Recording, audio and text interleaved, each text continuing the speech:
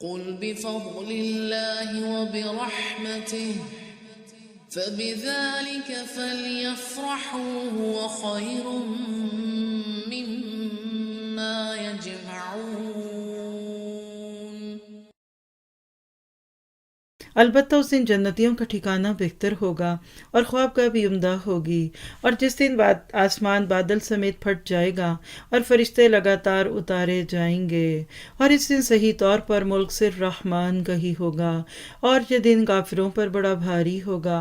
اور اس دن ظالم شخص اپنے ہاتھوں کو چبا چبا کر کہے گا، ہائے کاش کہ میں نے رسول اللہ صلی اللہ علیہ وسلم کی راہ اختیار کی ہوتی، ہائے افسوس کاش کہ میں نے فلاں کو دوست نہ بنایا ہوتا۔ دلاتے ہیں جبکہ نیک دوست نیکی کی رغبتیں دلاتے ہیں۔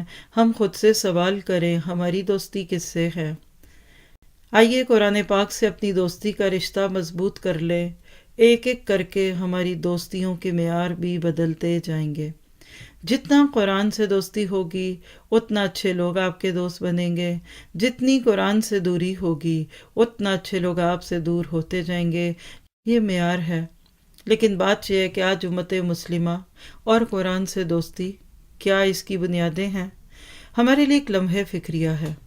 جس درد کو آج اس پارے کے اندر ہم نے محسوس کرنا ہے وہ کیا ہے کہ صاحب قرآن و بے ذوق طلب، قرآن پڑھنے والوں میں بھی طلب نہیں ہے، سمجھ ہی نہیں آتا۔